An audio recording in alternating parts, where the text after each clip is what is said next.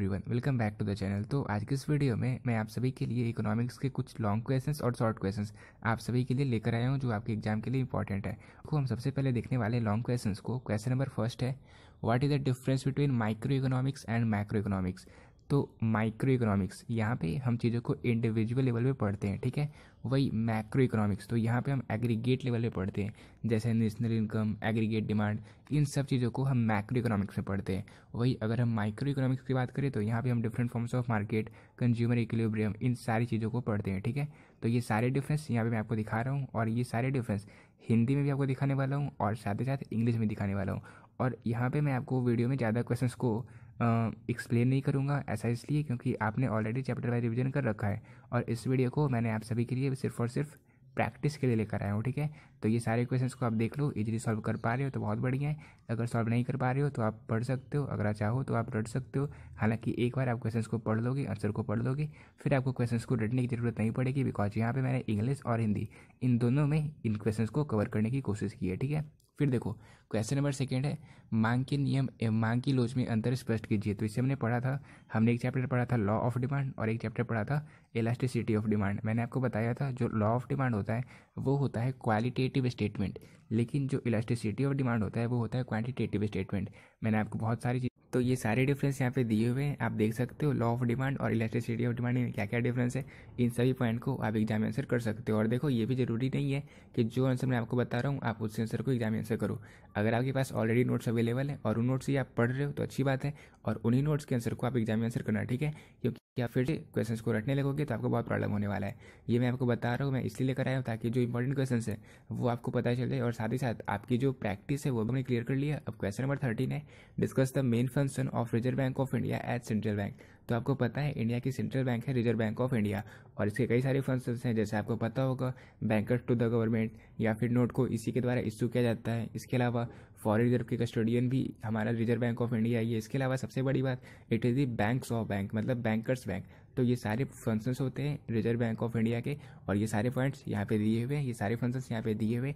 इनमें से किसी भी 4 से 5 पॉइंट्स को आप एग्जाम में भी आंसर कर सकते हो, ठीक है। तो हिंदी और इंग्लिश दोनों को हम साथ में लेकर चल रहे हैं। उम्मीद कर रहा हूँ आपको ये वीडियो अच्छा लग रहा होगा। अगर आपको वीडियो अच्छा लग रहा होगा तो आप वीडियो को शेयर कर सकते हो, अदरवाइज आप कंटिन्यू करो, ठीक है।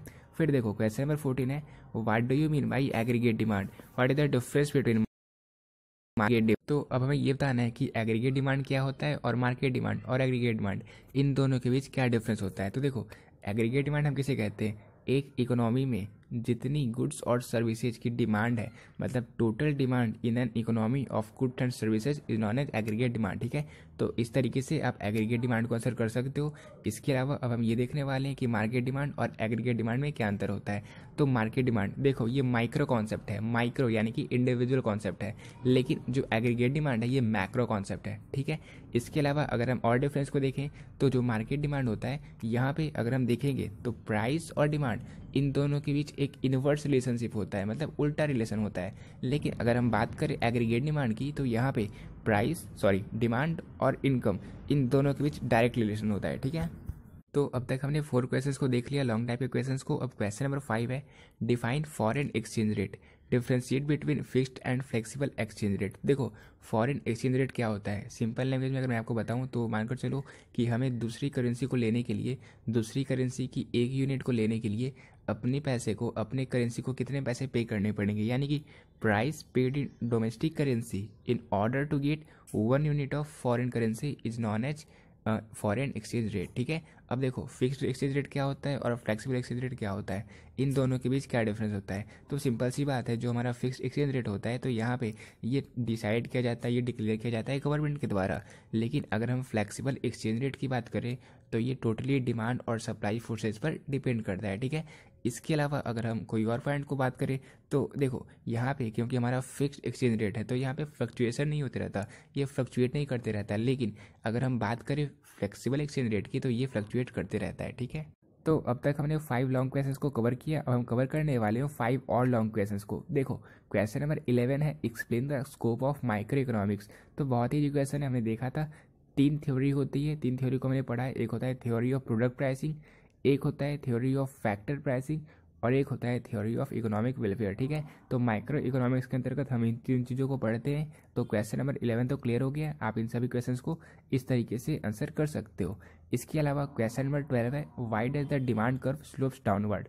तो जो डिमांड कर्व होता है वो डाउनवर्ड यानी कि वो लेफ्ट से राइट की ओर डाउनवर्ड क्यों झुकता है, मतलब वो निगेटिवली स्लोप्ड क्यों होता है। तो इसके कई सारे रीजन होते हैं। जैसे आपको पता होगा, सिंपल सी बात है कि अगर हमारा जो प्राइस है प्राइस बढ़ता है तो उस टाइम जितने भी डिमांड होती है वो घट जाती है। ये बहुत ही सिंपल सी बात है। आपने देखा था law of diminishing marginal utility में ये सारे फैक्टर्स होते हैं जिसके कारण जो डिमांड कर्व होता है वो डाउनवर्ड स्लोप करता है, ठीक है। इसके अलावा हमने इनकम इफेक्ट को भी देखा था। तो इन सारे पॉइंट्स को आप लोग एग्जाम में आंसर कर सकते हो, ठीक है।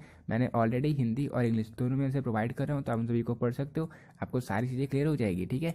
इसके अलावा क्वेश्चन नंबर 13 है, explain the factors on which supply of a commodity depend. तो एक कमोडिटी की सप्लाई किन किन चीज़ों पर डिपेंड करती है।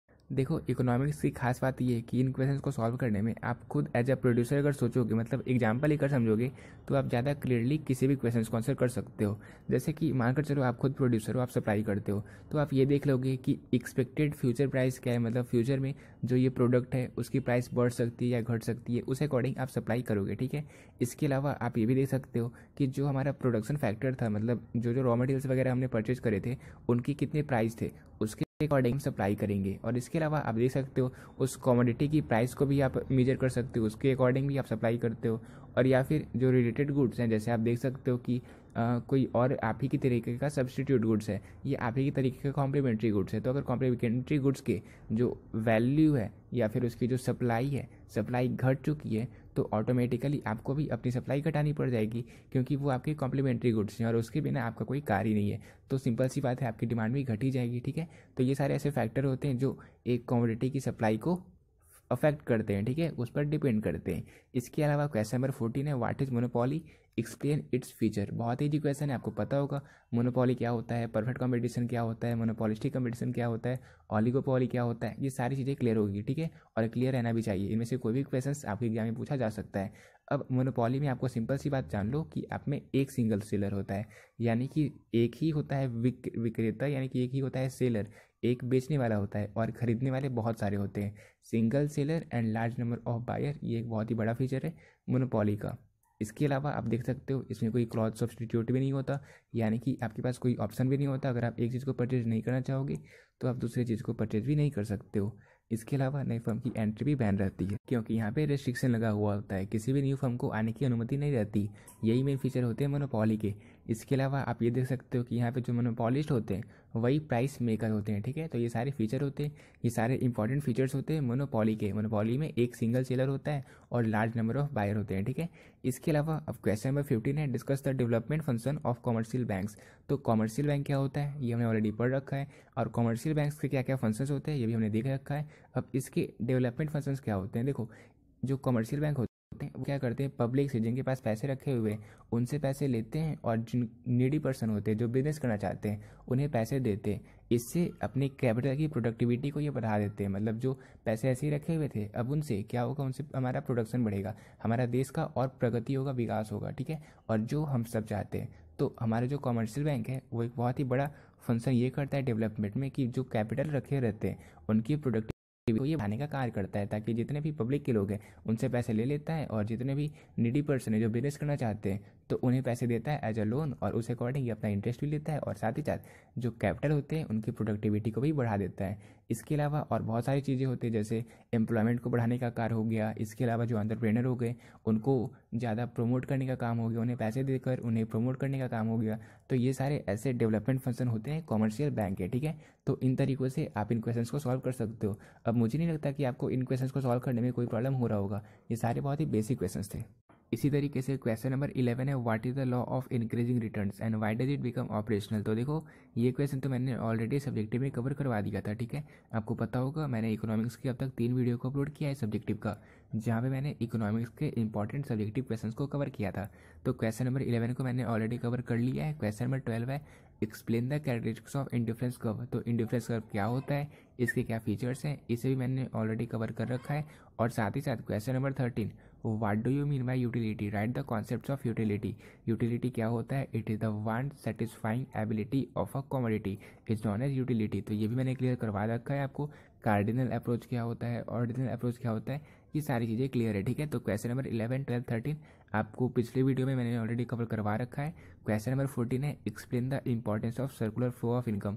तो सर्कुलर फ्लो ऑफ इनकम ये चैप्टर तो हमने ऑलरेडी पढ़ रखा है, आपको मैक्रो इकोनॉमिक्स में इसे पढ़ना होता है, ठीक है। तो आप डायरेक्टली वहाँ से भी इस आंसर को सॉल्व कर सकते हो। अब क्वेश्चन नंबर 12 है explain the law of demand, what are its assumptions. तो देखो लॉ ऑफ डिमांड क्या होता है, इलास्टिसिटी ऑफ डिमांड क्या होता है, ये सारे बेसिक क्वेश्चन मैंने ऑलरेडी कवर करवा रखे हैं। लॉ ऑफ डिमांड में हमने सिंपली पढ़ा था, if other factors remain constant, अगर किसी कमोडिटी की प्राइस को बढ़ा दिया जाए तो उसका जो डिमांड होता है वो ऑटोमेटिकली घट जाता है। वही अगर प्राइस की कमोडिटी को घटा दिया जाए तो जो डिमांड होता है वो बढ़ जाता है, ठीक है। That is the law of demand. और इसके अलावा कौन कौन से फैक्टर्स को कांस्टेंट रखना रहता है, जैसे कि जो हमारा कंज्यूमर है उसका जो इनकम है वो फिक्स्ड है। ये सारी चीज़ों को हमने ऑलरेडी वहाँ पे कवर कर लिया था, ठीक है। इसके अलावा क्वेश्चन नंबर 13 है what is mean by perfect competition.